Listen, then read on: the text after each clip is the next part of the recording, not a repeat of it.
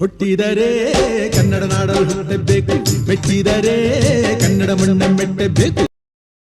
ನಮಸ್ಕಾರ, ಎಲ್ರಿಗೂ ಸ್ವಾಗತ. ಹೊಸ ದೆವ್ವದ ಕಥೆಯೊಂದಿಗೆ ಎಲ್ಲರೂ ಚೆನ್ನಾಗಿದ್ದೀರಾ ಅಂತ ಅಂದ್ಕೊಂಡಿದ್ದೀನಿ.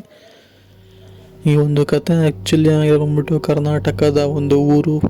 ಆ ಊರಲ್ಲಿ ಪಾಳು ಬಿದ್ದಿರುವಂತಹ ದೇವಾಲಯ.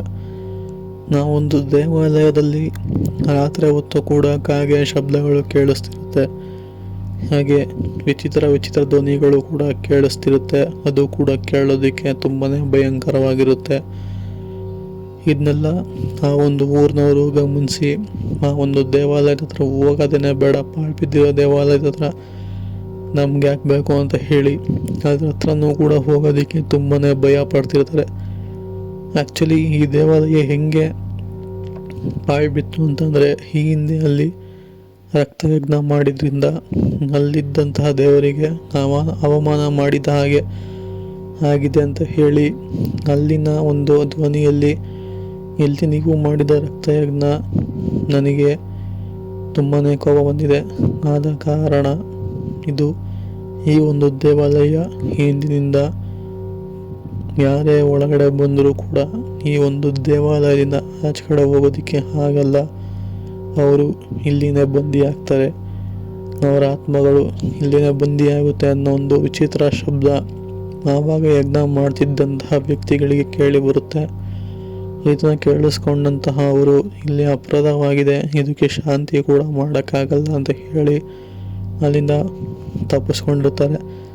ಬಟ್ ಇದನ್ನೆಲ್ಲ ನೋಡಿದಂತಹ ಒಂದು ಊರಿನ ಜನರು ಆ ವಿಷಯನೆಲ್ಲ ತಿಳಿದಿದ್ದ ಕಾರಣ ಯಾರು ಕೂಡ ಆ ಒಂದು ದೇವಸ್ಥಾನದ ಹತ್ರ ಹೋಗೋದಕ್ಕೂ ಕೂಡ ತುಂಬಾ ಭಯ ಪಡ್ತಿರ್ತಾರೆ. ಆದ ಕಾರಣ ಅಲ್ಲಿ ಯಾರೂ ಕೂಡ ಹೋಗ್ತಿರೋದಿಲ್ಲ. ಬಟ್ ಅದೇ ಊರಿಗೆ 5 ಜನ ಸ್ನೇಹಿತರು, ಆ 5 ಜನ ಸ್ನೇಹಿತರ ಹೆಸರು ಬಂದ್ಬಿಟ್ಟು ಅರುಣ್, ಪುನೀತ್, ಅವಿನಾಶ್, ಮನೋಜ್ ಹಾಗೆ ವಿನಯ್ ಅಂತ ಹೇಳಿ ಇವರು 5 ಜನರು ಕೂಡ ಆ ಒಂದು ದೇವಾಲಯಕ್ಕೆ ನಾವು ಹೋಗಿ ಬರ್ತೀವಿ, ಏನೂ ಆಗಲ್ಲ, ಇವೆಲ್ಲ ಹಳೆ ಕಾಲದ್ದು, ನೀವು ನಂಬ್ಕೊಂಡಿದ್ರೆ ಈಗಿನ ಕಾಲದಲ್ಲಿ ಇವೆಲ್ಲನೂ ಸತ್ಯ ಅಲ್ಲ ಅಂತ ಹೇಳಿ ಹೋಗೋದಕ್ಕೆ ಪ್ರಯತ್ನಿಸ್ತಾರೆ. ಅದಕ್ಕೆ ಆ 3 ಜನರು ಬೇಡ, ಹೋಗೋದು ಸರಿ ಇಲ್ಲ ಅಂತ ಹೇಳಿ ತಡೀತಾರೆ. ತುಂಬ ಸಲ ತಡೀತಾರೆ. ಆದರೂ ಆ 5 ಜನ ಇವರು 3 ಮಾತುಗಳನ್ನ ತಲೆನೂ ಕೂಡ ಕೆಡಿಸ್ಕೊಳ್ಳೋದಿಲ್ಲ. ಅವರು ಒಂದು ರಾತ್ರಿ ಆ ಒಂದು ದೇವಾಲಯದ ಒಳಗಡೆ ಹೋಗಲೇಬೇಕು ಅಂತ ಡಿಸೈಡ್ ಮಾಡಿ ಹೋಗ್ತಾರೆ. ಇದು ಅವರು ಈ ಥರ ಮಣ್ಣು ಬಿದ್ದಿದ್ದನ್ನು ನೋಡಿ ಆ ಒಂದು ಊರಿನವರು ಕೂಡ ಬಿಟ್ಬಿಟ್ಟಿರ್ತಾರೆ. ಸರಿ ಬಿಡು, ಅವ್ರು ಏನು ಬೇಕಾದರೂ ಮಾಡ್ಕೊಳ್ಳಿ, ನಮಗೂ ಇದಕ್ಕೂ ಸಂಬಂಧ ಇಲ್ಲ ಅಂತ ಹೇಳಿ ಸುಮ್ಮನಾಗ್ಬಿಡ್ತಾರೆ. ಸೊ ಅದೇ ಕಾರಣದಿಂದ ಅವರು 5 ಜನರು ಕೂಡ ಆ ಒಂದು ಪಾಳು ಬಿದ್ದಿರೋ ದೇವಾಲಯದ ಹತ್ರ ಬಂದಾಗ ಅವರಿಗೆ ಆ ಕತ್ಲಲ್ಲೂ ಕೂಡ ಕಾಗೆ ಕೂಗ್ತಿರೋಂಥ ಶಬ್ದ, ಹಾಗೆ ವಿಚಿತ್ರ ಧ್ವನಿಗಳು, ನಗ್ತಿರೋ ಥರ, ಅಳ್ತಿರೋ ಥರ ಎಲ್ಲನೂ ಕೂಡ ಕೇಳಿಸ್ಬರುತ್ತೆ. ಬಟ್ ಇವರು ಅದನ್ನೆಲ್ಲ ತಲೆ ಕೆಡಿಸ್ಕೊಳ್ದೇ ಅಲ್ಲಿದ್ದಂತಹ ಬಾಗಿಲನ್ನು ಹೊಡೆಯೋಣ ಅಂತ ಹೇಳಿ ಹೋಗ್ತಾರೆ. ಆದರೆ ಬಾಗಿಲು ತನ್ನಷ್ಟಕ್ಕೆ ತಾನೇ ತೆರ್ಕೊಳ್ಳುತ್ತೆ. ಇಲ್ಲೂ ಕೂಡ 5 ಜನ ಎಚ್ಚರಿತ್ಕೊಳ್ಳಲ್ಲ, ಒಳಗಡೆ ಹೋಗ್ತಾರೆ. ಹೋಗಿ ಆ ಒಂದು ದೇವರ ವಿಗ್ರಹನ ನೋಡ್ತಾರೆ. ಅದು ರಕ್ತ ಆಗಿತ್ತು, ಹಾಗೆ ಸುತ್ತ ಗೋಡೆಗಳೆಲ್ಲವೂ ಕೂಡ ರಕ್ತದ ವಾಸನೆಯಿಂದ ಕೆಟ್ಟ ವಾಸನೆಯಲ್ಲಿ ಇರೋದಕ್ಕೂ ಕೂಡ ಆಗ್ತಿರೋದಿಲ್ಲ.